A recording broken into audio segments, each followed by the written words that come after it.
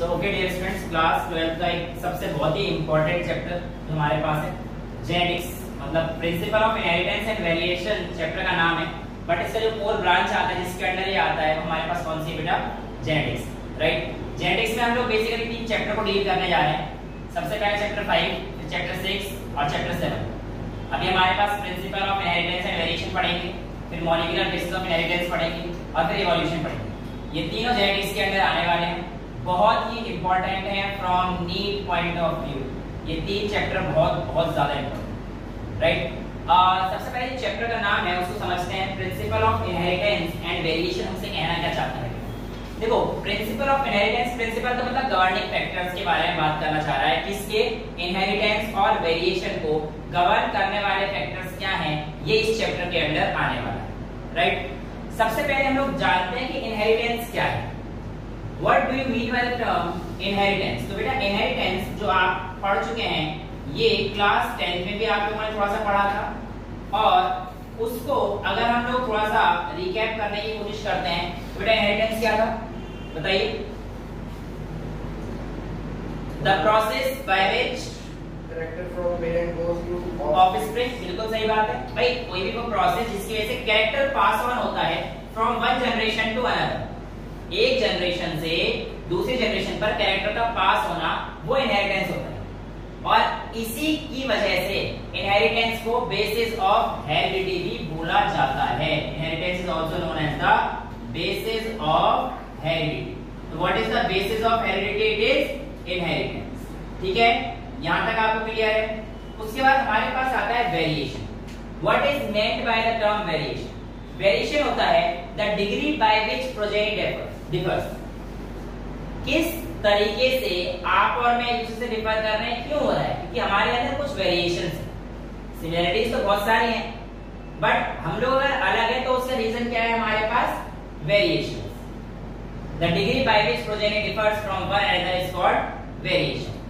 अब हमारे पास यहाँ पर आप लोगों को 2 चीजें जो बड़ी कंफ्यूजिंग सी हैं वो साथ साथ लेके चलते हैं। पहले उन सब चीजों को अलग लेके चलते हैं, है ना। तो सबसे पहले बात करते हैं हम लोग एक कैरेक्टर और एक ट्रेट, इसमें क्या अंतर होता है? अब मैं अगर आपसे पूछूं कैरेक्टर और ट्रेट में क्या डिफरेंस है तो आप क्या आंसर करेंगे? लगभग सेम ही आपका आंसर आ जाएगा, राइट। बट ऐसा नहीं होता। कैरेक्टर की बात करूंगा तो it is the feature, character is defined as the feature of individual. किसी भी एक इंडिविजुअल का फीचर क्या है? जैसे कि मैं बात करने जा रहा हूं इंडिविजुअल, है ना। जैसे कि मैं बात करने जा रहा हूं किसी भी एक इंसान की हाइट के बारे में, तो वो उसका कैरेक्टर है कि हम लोग हाइट के बारे में बात कर रहे हैं, वो कैरेक्टर है। But distinguishable feature of any phenomena, किसी की भी आप बात कर रहे हो, यानी कि ट्रेट को कहते हैं डिस्टिंग्विशेबल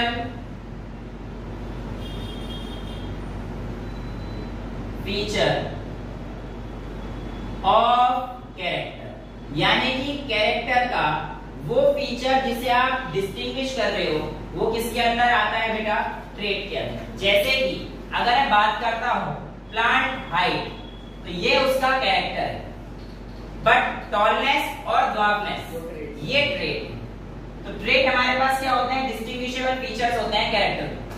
अब हम लोग अगर आगे बढ़ते हैं तो हमें पता पड़ता है कि जो ह्यूमन बीइंग्स हैं दे वेरी वेल नो कि भाई जो हमारे पास वेरिएशन होता है ये सेक्सुअल रिप्रोडक्शन की वजह से होता है। इवन ह्यूमंस इस चीज को बहुत पहले से एक्सप्लॉइट करते हुए आ रहे हैं। जो वाइड वैरायटीज ऑफ काउज वगैरह हैं उनको क्रॉस करके आज हमें अपनी इंडियन ब्रीड जैसे साहिवाल वगैरह की ब्रीड हमें पता है।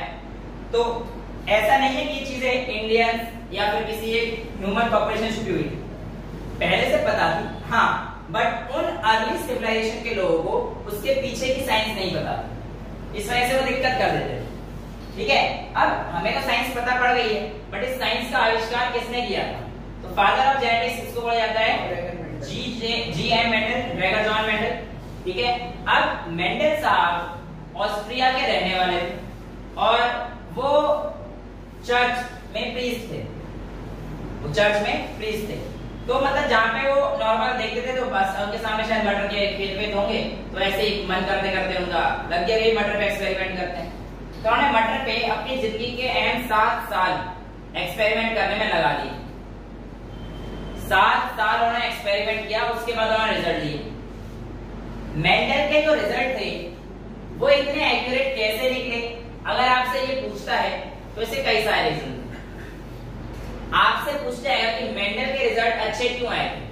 सबसे पहली बात तो लार्ज सैंपल साइज। मेंडल ने बहुत ज्यादा अमाउंट ऑफ डेटा पे काम किया। ऐसा नहीं कि सिर्फ एक ही प्लांट को लिया और उसे क्रॉस करके कर दिया, उसका सैंपल साइज काफी ज्यादा था। इसके बाद जो दूसरा पॉइंट आता है वो आता है मेंडल ने प्योर लाइंस क्रिएट करी थी। प्योर लाइंस क्या होती हैं बेटा? प्योर लाइन होती हैं कि आप लोग मान के चलिए कैपिटल टी को क्रॉस करा रहे हैं, क्रॉस फिर स्मॉल टी है ना। अब आप कैपिटल टी के प्लांट को जब आप कैपिटल टी से क्रॉस कराते रहेंगे, अभी तो यहाँ पे हमारे पास हेटेरोजाइगस कंडीशन आ जाएगी, लेकिन अगर आप इस कंडीशन को कराते हैं 7 या 8 9 10 जनरेशन तक, तो आपको ये श्योर हो जाएगा कि जो आपके पास लास्ट वाला प्लांट आया होगा उसमें बिल्कुल कैपिटल टी ही होगा। तो मेंडल की क्रेडिबिलिटी यहाँ पर भी बहुत अच्छी थी कि उसने प्योर लाइंस ही इस्तेमाल करे थे अपनी F1 क्रॉस को पाने के लिए। ठीक है, अभी F1 F2 सब चीज हमें समझ में आएंगी धीरे धीरे, कोई दिक्कत वाली चीज नहीं है। मेंडल ने इन चीज को फैक्टर्स बोला, जिसको आज हम लोग जीन बोलते हैं। मेंडल ने क्या बोला था? फैक्टर्स बोला। नहीं, अभी इसको जीन बोलते हैं, कैपिटल टी। ठीक है, अब अलील्स जो आप बोल रहे हो बेटा उसे अलील बोलते हैं। ठीक है, क्या डिफरेंस होता है? Alleles are the modified form of gene. What is the difference between a gene and a allele? अगर मैं इसकी बात करूंगा तो बेटा जीन और अलील में क्या अंतर होता है, आइए इसे समझते हैं। तो अलील क्या है? मॉडिफाइड फॉर्म ऑफ जीन, यानी कि जो हमारे पास जीन है ये तो टी है, यानी कि टॉलनेस के लिए gene responsible of T gene, बस इसका मॉडिफिकेशन हो सकता है। ये कैपिटल टी भी हो सकता है, ये स्मॉल टी भी हो सकता है, ये इसके अलील्स। तो what are alleles? Alleles are the modified form of gene. तो ये तो हमारे पास टॉलनेस एक जीन का कंट्रोल है, टॉलनेस कैरेक्टर है, वो जीन का कैरेक्टर है। टी सिर्फ हमारे पास हाँ, टी जीन है, लेकिन टी के जो अलग अलग फॉर्म है वो अलील है। तभी तो हम लोग कह रहे हैं जीन तो हमारे पास टी है बेटा, जो हमारे को टॉलनेस बता रहा है, बट उसकी जो डिफरेंट फॉर्म है, जो कैपिटल टी में भी एग्जिस्ट कर सकता है, स्मॉल टी में, वो क्या है? उसकी अलील। तो मेंडल साहब की जब हम लोग बात कर रहे हैं तो हमें ये पता पड़ता है कि मेंडल ने 14 वैरायटीज, देखो अगर मैं बात करता हूँ वैरायटी की 14 और उसमें कैरेक्टर कितने थे? 7। याद है ये कैरेक्टर में 2 ट्रेट आ जाते हैं। ठीक है, तो ऐसे मेंडल ने कितने कैरेक्टर लिए? अगर पूछा तो कितने कहोगे? पी के 7 कैरेक्टर लिए। ठीक है, अब वो कैरेक्टर कौन कौन से थे वो अभी हम लोग देखेंगे, बट उससे पहले मैं आपको बता दूं जो मैंने अभी टर्म यूज करी थी प्योर लाइन। प्योर लाइन किसने दी थी? तो pure line was coined bye Johansson. किसने दी थी बेटा? जोहानसन। प्योर लाइन किसने बताई थी कि कोई चीज प्योर लाइन होती है? तो this term was coined bye Johansson, JOHANSEN। ठीक है, अब मेंडल के जो हमने पी प्लांट लेने हैं उनको देखते हैं कि मेंडल ने मटर के दानों पे क्या क्या चीज देकर क्या क्या काम किया। देखो बेटा, सबसे पहले तो आप लोगों को किसी भी चीज का डोमिनेंट और रिसेसिव ट्रेट पता होना चाहिए कि कौन सा डोमिनेंट है हमारे पास और कौन सा रिसेसिव। तो मेंडल के जो प्योर लाइन मतलब होमोजाइगस, हाँ, प्योर लाइन मतलब हमेशा होमोजाइगस। तो मेंडल के जो हमारे पास कुछ कैरेक्टर थे वो कुछ इस प्रकार से। एक था सबसे पहले प्लांट हाइट। क्या था बेटा? Plant height. फिर उसके बाद था बेटा पॉड कलर, यानी कि मटर के दाने का कलर। फिर था बेटा पॉड शेप। फिर था बेटा फ्लावर कलर। फिर था बेटा आपका flower shape, flower position sorry flower की position, you are absolutely correct. I am so sorry, flower की पोजीशन। ये हमारे पास कितने हो गए? 1 2 3 4 5। इसके बाद हमारे पास आएगा seed colour and the last will be seed shape. अब बेटा इनमें से आपको ये चीज पता होनी चाहिए कि कौन सा डोमिनेंट है और कौन सा रिसेसिव है। प्लांट हाइट की बात करेंगे तो ये तो आपको पता ही है, टॉल डोमिनेंट है और डॉर्फ हमारा क्या है? रिसेसिव है। पॉड कलर की बात करेंगे तो पॉड कलर में green dominant, yellow recessive. Pod shape में जो हमारे पास इन्फ्लेटेड यानी कि फूले हुए मटर के दाने होंगे वो हमारे पास कैसे रहेंगे, डोमिनेंट, और कॉन्स्ट्रिक्टेड वाले हमारे पास रिसेसिव रहेंगे। फ्लावर कलर में हमारे पास पर्पल कलर के फ्लावर को डोमिनेंट माना गया है और व्हाइट कलर के फ्लावर को रिसेसिव माना गया है। फ्लावर की पोजीशन में हमारे पास एक्सियल पोजीशन को डोमिनेंट माना गया है और टर्मिनल पोजीशन को बेटा हम लोगों ने रिसेसिव माना है। सीड कलर में उल्टा होता है, सीड कलर में बेटा येलो कलर हमारे पास डोमिनेंट होता है और ग्रीन कलर हमारे पास रिसेसिव होता है। सीड शेप में हमारे पास इन्फ्लेटेड और या इसको राउंड भी बोल सकते हैं, सीड को हमारे पास शेप में राउंड और इसको रिंकल्ड, तो ये 7 कैरेक्टर जो आप लोगों को याद रखने हैं मेंडल ने दिए थे। सबसे बड़ी चीज जो मेंडल ने करी थी वो ये थी कि उन्होंने F1 प्रोजेनी जब भी लेनी थी उन्होंने पेरेंट्स हमेशा प्योर लिए। अब आप लोगों के पास मैं जीन्स और एलील्स में अंतर तो बता चुका हूं, अब आप लोगों को यहाँ पर होमोजाइगस और हेटेरोजाइगस में अंतर पता रहना चाहिए। देखिए होमो मतलब सेम। अब मैं आपसे कहता हूं किसी का मैं होमोजाइगस एलील निकाल रहा हूं तो आप लोग समझ जाइएगा या तो मैं कैपिटल टी की बात करके एलील निकाल रहा हूं या मैं स्मॉल टी करके बात निकाल रहा हूं। ये दोनों ही केस में होमोजाइगस कंडीशन है।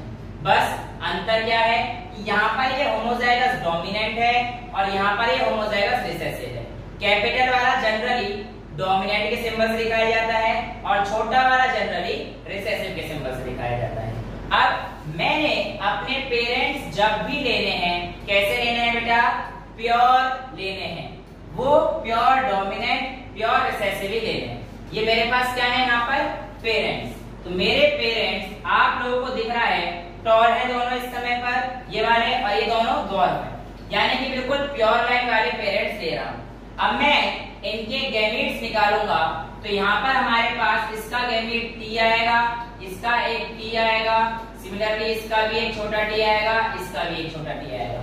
जब ये गैमीट्स आपस में क्रॉस करेंगे तो यहाँ पर हमारे पास capital T small t, similarly हमारे पास ये तुम लोग क्लास में भी कर चुके हो, ठीक है, 4 प्रोजेनी, ये 10th क्लास की बात है, कैपिटल T स्मॉल t तो ये हमारे पास चारों प्रोजेनी आएंगी।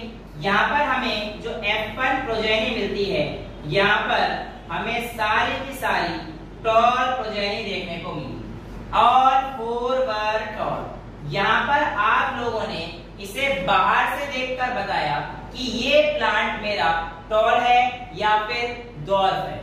प्लांट को बाहर से देखकर उसके कैरेक्टर को बता पाना, ऐसे एक्सप्रेशन को हम लोग फिनोटिपिक एक्सप्रेशन बोलते हैं, या ऐसे कैरेक्टर जो बाहर से देखकर इजीली ऑब्जर्व करे जा सकते हैं, ऐसे कैरेक्टर्स को हम लोग फिनोटिपिक कैरेक्टर्स बोलते हैं। लेकिन अगर मैं आपसे पूछता हूँ कि आपके पास जो टॉल प्लांट आया है, आप मुझे बताइए वो जो टॉल प्लांट है, क्योंकि देखो चाहे वो कैपिटल T हो, स्मॉल t हो या कैपिटल T हो, दोनों की प्लांट हाइट सेम होती है। ये अभी हम लोग जब थोड़ी देर में लॉ पढ़ेंगे या अगली क्लास में लॉ पढ़ेंगे तब आपको आराम समझ में आ जाएगा। इन दोनों की हाइट में कोई डिफरेंट नहीं होता। मेंडल के जो हमारे पास हाइट दी गई थी on an average, tall plant की हाइट 6 से 7 फीट ली गई थी और डॉर्फ प्लांट की हाइट थी वो 0.5 से 1 फीट तक ली गई थी। अब इसके केस में चाहे ये वाला टीटी आया हो या ये वाला टीटी, यानी कि चाहे ये वाला पौधा हो या ये वाला पौधा हो, दोनों के केस में जो हाइट थी वो कितनी थी बेटा, 6 से 7 फीट की थी। अब मैं आपसे कहूं कि बाहर से देखकर पौधे को बता दो कि वो कैपिटल T है, स्मॉल t है, तो क्या आप बता पाओगे? नहीं बता सकते। ऐसे कैरेक्टर जो बाहर से देखकर आसानी से प्रेडिक्ट नहीं किए जा सकते हैं, ऐसे कैरेक्टर्स को हम लोग जीनोटिपिक कैरेक्टर्स बोलते हैं।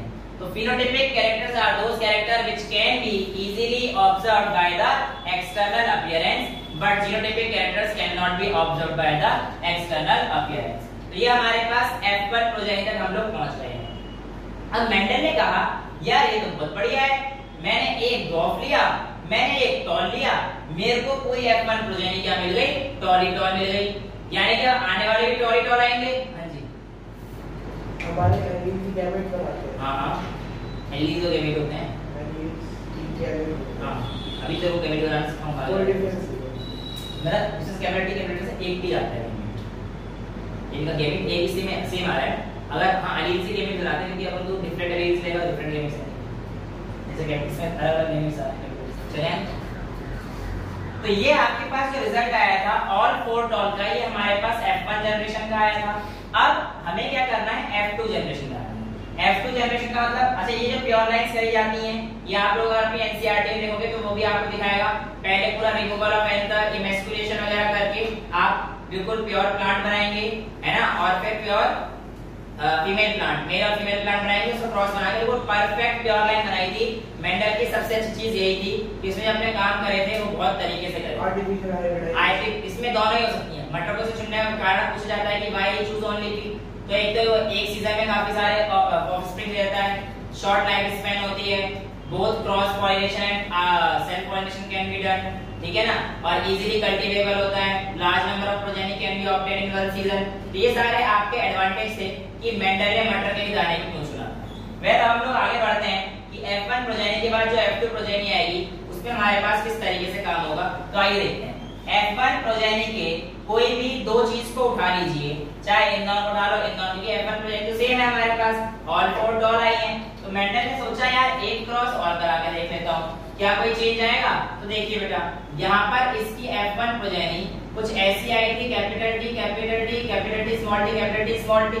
तो यहाँ पर इसने जब क्रॉस कराया तो इसने देखा यार ये तो कैपिटल टी है, पर ये वाला कैपिटल टी स्मॉल टी आ रहा है, और इसको देखा तो ये वाला भी कैपिटल टी स्मॉल टी आ रहा है, और इसको देखा ये तो स्मॉल टी आ रहा है। उसने देखा कि यार यहाँ पर तो केस बदल गया, यहाँ तो 3:1 3 तो टॉल आ रहे हैं, लेकिन एक कैसा आ रहा है, डॉर्फ आ रहा है। यहाँ पर मेंडल को थोड़ा धक्का लगा, उसने कहा ये बढ़िया है, F1 जनरेशन में तो कुछ आया नहीं, सारे के सारे टॉल थे, पर F2 जनरेशन में जो कैरेक्टर यहाँ पर एक्सप्रेस नहीं हुआ था वो एक्सप्रेस हो गया।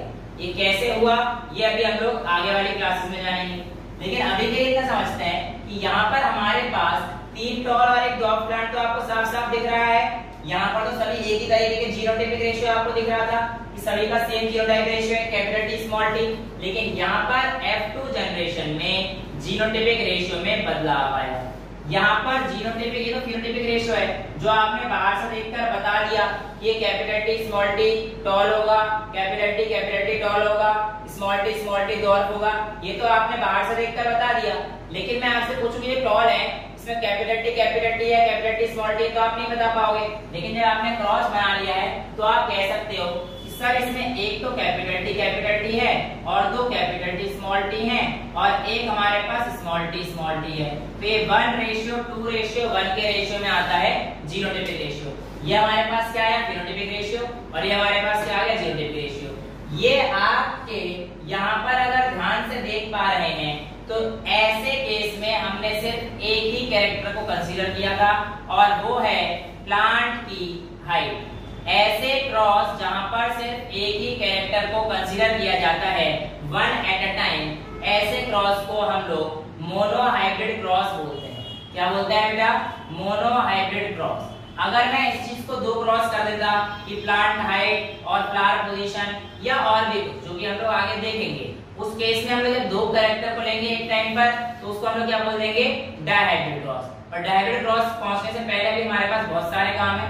पहले तो यहाँ पर आप लोगों से ये पूछा जाता है कि मेंडल का ये कौन सी कलर की, इसके बारे में पूछ लेता है, और मेंडल की वर्क को क्यों पब्लिसिटी मिली, इसलिए नहीं मिल पाई। स्टार्टिंग में मेंडल के वर्क को पब्लिसिटी नहीं मिली थी। और क्या मेंडल ये ऐसे साइंटिस्ट जिन्होंने सब काम शुरू किया था, तो बेटा ये भी गलत है। मेंडल से पहले नाइट और गॉस नाम के जो साइंटिस्ट थे वो इस पे काम कर रहे थे। हाँ, मेंडल पहला इकलौता ऐसा इंसान था जिसने 2-3 कैरेक्टर एक ही साथ स्टडी करता हुआ चला गया था। जो पहले वाले काम कर रहे थे वो एक ही कैरेक्टर को पकड़ के खड़े हुए थे, है ना। और ऐसा नहीं है मेंडल ने सिर्फ जो है किसी पी पे काम किया हो, मेंडल ने बीन्स पे भी काम किया था, बट उसमें रिजल्ट अच्छे से उतना आ नहीं पाया था, तो इसलिए यही काम उसका जो है बिल्कुल फेमस आप लोगों को दिखाई देता है, जो कि ऑस्ट्रिया के साथ मेंडल ने आपको दिखा दिया है। और यहाँ तक आपके पास जो है F1 और F2 प्रोजेनी का जो क्रॉस है, ये क्लास 10 की बात थी, कोई नई तो बात की नहीं, बट ये बेसिक्स था जहाँ पे आपको क्रॉस बनाना आना चाहिए। F1 प्रोजेनी कैसे बनाते हैं, बिल्कुल प्योर लाइन लेनी चाहिए, पर F2 जनरेशन में कोई भी जो F1 आया उसको क्रॉस करा देते हैं और हमारे पास F2 जनरेशन मिल जाती है।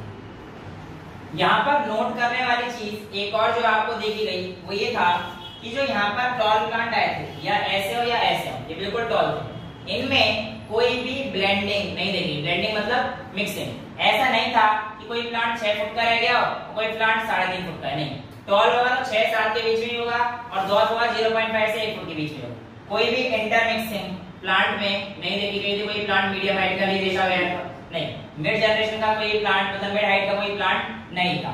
अच्छा, इसके अलावा जो आपके पास बेटा जीन्स आता है, यहाँ पर मेंडेलियन जीन्स को फैक्टर बोलते हैं, मैं आपको बता चुका हूँ। Genes are the unit of inheritance. जैसे मैंने आपको बताया था अभी कि बेसिक यूनिट ऑफ इनहेरिटेंस क्या है, अगर आपसे कोई पूछ ले कि जीन, क्योंकि जीन ही है जो एक जनरेशन दूसरी जनरेशन में पास हो रहा है बेसिकली। यहाँ से हमें ये चीज समझ में आ रही है ना कि alleles are the modified form of gene, but a gene is being transferred from one generation to the next generation। ठीक है, ये हमारे पास यहाँ पर आता है। अच्छा, और इसके बाद अगर हम लोग बात करते हैं तो आता है पुन्नेट स्क्वायर। तो पुन्नेट स्क्वायर के बारे में हम लोग अगली क्लास में